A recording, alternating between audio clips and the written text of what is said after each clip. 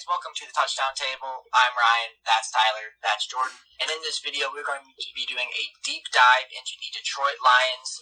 And we are going to be doing a really in-depth look at how this team is going to be for the 2020 season. Because they are a team, they've kind of been bottom feeders for a while, haven't won the division, and I don't think they've ever won that division. So we will see how they improve in 2020. We're going to break them down for you.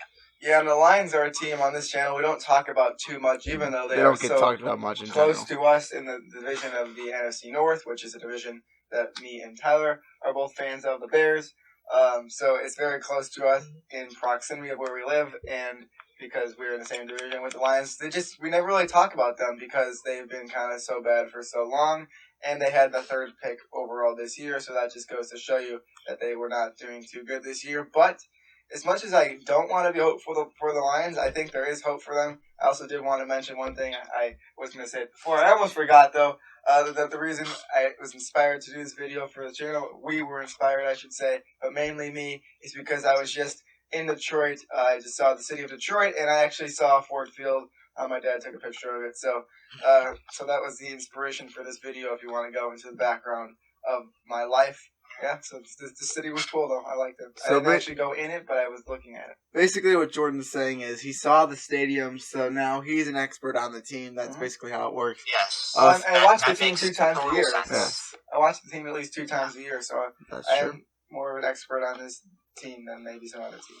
Okay, let's diving deep into the roster. Jordan, since you're an expert, why don't you get us started? All right, this expert's going to start off with the draft that they had, and they have a pretty good draft overall.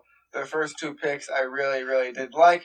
First off, at pick number 3 overall, they went the corner out of Ohio State, Jeff Okudah. I think that was really the only move that they should have made. They could have possibly gone a wild card, maybe when Isaiah Simmons, Derek Brown, but I don't think that was the right move. I think Jeff Okudah was a better player. They really desperately needed that cornerback position, even though I think they did get Desmond Trufant.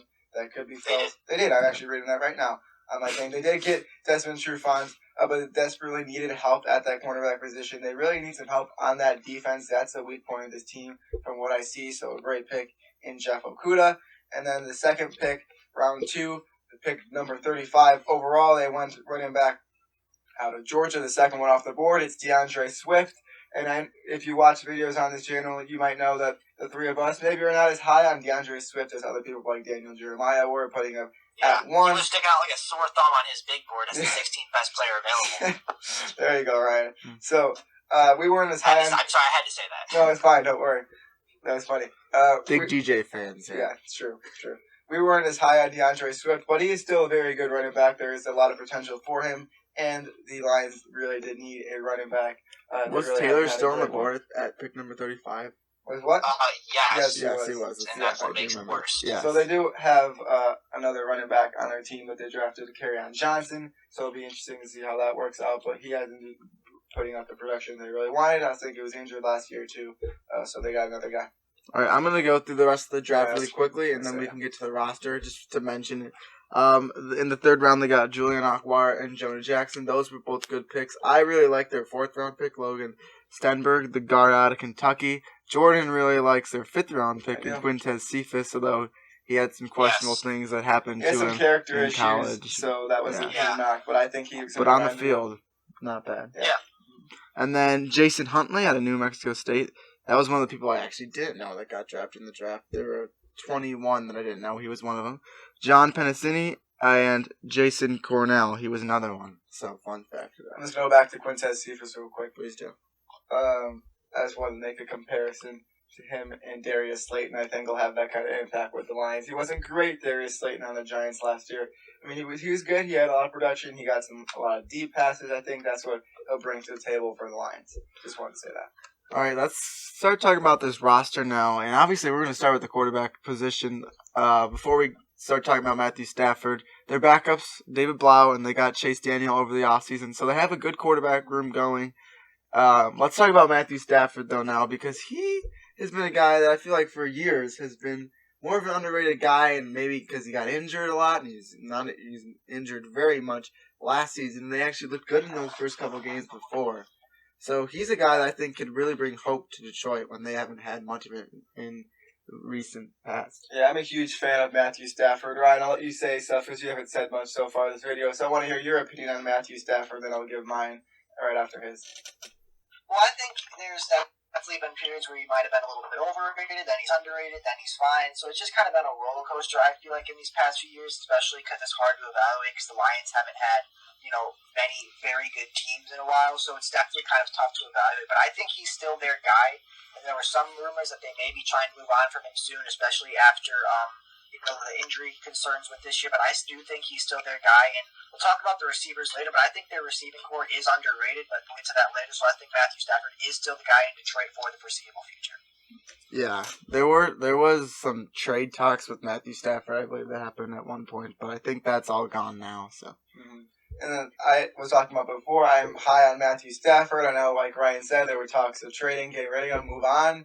But I think Matthew Stafford is a great quarterback. Just look back to last year. Remember, before he got injured, there were MVP talks. Now, I know it kind of sounds crazy at this point after Lamar Jackson won one MVP, but Matthew Stafford's name was being thrown into that MVP conversation because he was having such a great year to start the year last year. He's such a gunslinger. He's great in the fourth quarter. He's made so many comebacks in the fourth quarter in his career. He's a great quarterback overall. I think he's one of the most underrated quarterbacks in the league. So many people are low on him. I think they should be high on him.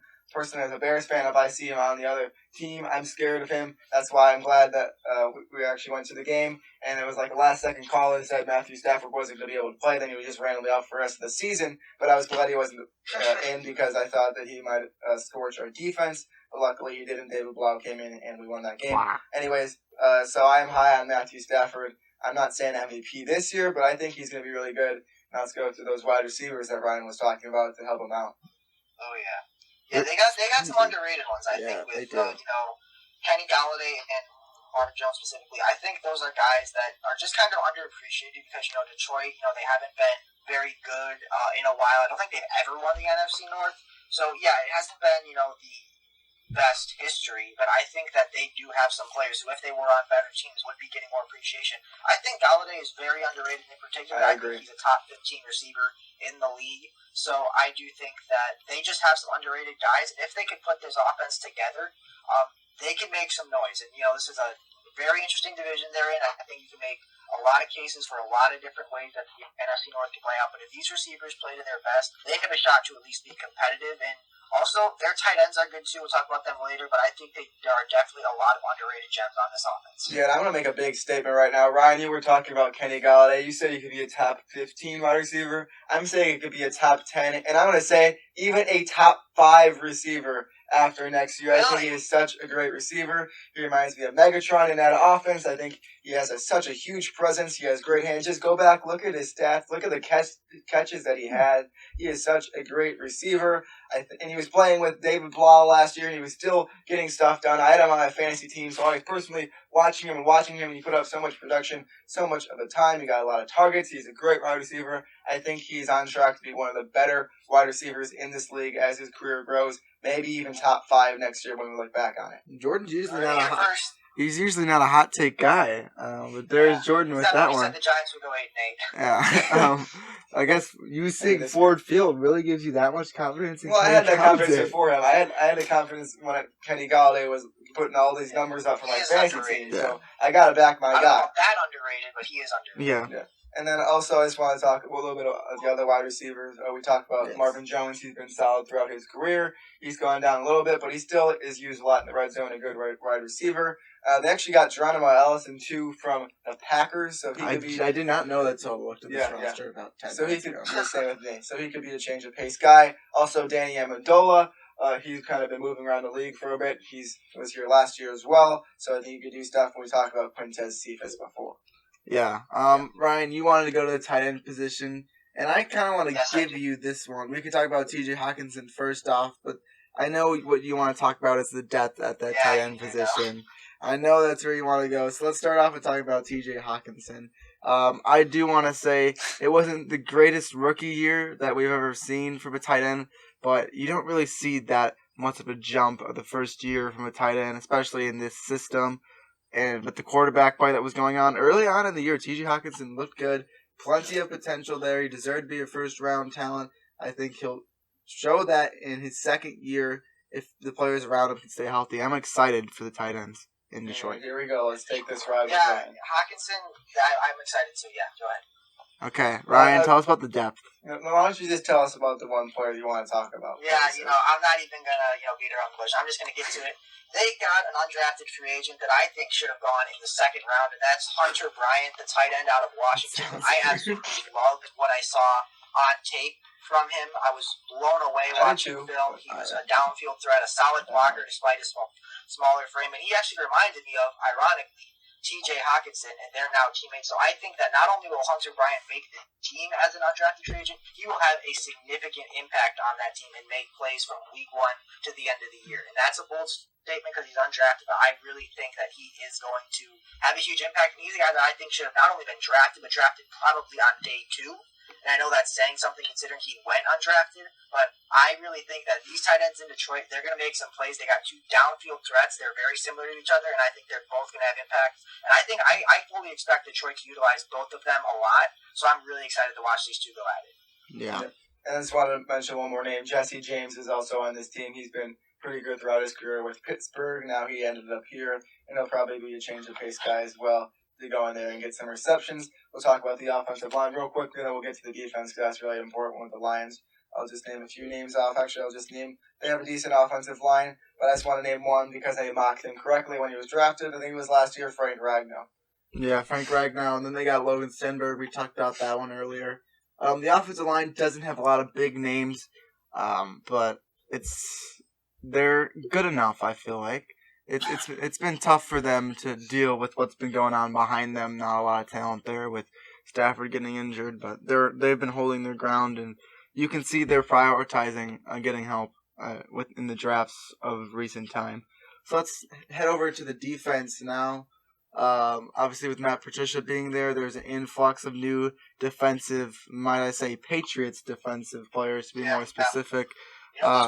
Patriots players are only allowed to go to Detroit or Miami. Yeah, that's right. Unless you're Brady. Yeah. I feel like Belichick's, he tells, the free agents, hey, you go to where coordinators were before, and they just go to Miami and Detroit, that's where it is. So, you guys... Kyle Van Noy just say, we're not the Patriots, we're the Dolphins, we're totally different. But yeah, that's All right, so do you guys want to go specifically at one position? Jordan, you look anxious. Let's just go through the defensive line first. I think that could be somewhat important. I think their defensive line is improving. They do need a bit of help. I think it's headlined by Trey Flowers. He's probably one of the better guys on that defensive line at the edge position. So I think I talked about it before. This defense does need to get better for this team to really thrive in the next 3 years. So I think it starts with the defensive line. They're already started in the secondary, like we were talking about before, with Trufant and Okuda. I think they've got a safety, too. We'll go to that later. Maybe I'm wrong, though. So I think they do need help on this defensive line. They also got Nick Williams from the Bears, so we have a connection with him as Bears fans. So I think he's a decent player. I think that was a good one for them. And Danny Shelton also. Mm-hmm. So they drafted at the defensive line like we talked about. They got some names on there that you might know. Trey Flowers is probably the headliner of that defensive line. So I think in the years coming, they will improve that for sure. They tried it with the draft, but let's go to the linebackers now. All right. One more name I did want to mention was Romeo Okwara off the edge. But we can head over to linebackers now. And Ryan, I want to give you that one because you've been silent. Well, I was going to think that I was just going to say that they really are an interesting team because they have playmakers all over the defense. And I think that when you look at where they had holes, you really didn't look at the defensive front and the linebackers. You looked at the secondary because you look at around this defense, and I feel like you think of guys that you say, okay, I've heard that name, and I think that guy can make an impact. You saw what they did in the draft, but I feel like when you look at that team as a whole, you just see potential, and you just kind of wonder, this team should have been better than, was it 3-12-1? Yeah. And, now they've got, they got Gerard Davis, Reggie Ragland, guys like that who can make plays. You think, okay, I've heard those guys. And they also got, Jamie Collins. So, you look at that linebacker court, you say, they should be better. You feel me? You know what I mean? Yeah. I feel you. I think that they have solid players. It's just that question. Can they put it all together? And then you go back to the secondary. Yeah, I that's love what the I Jeff wanted, Okuda pick. And, losing Darius Slay, he's got big shoes to fill, but, they're going to be progressively getting better.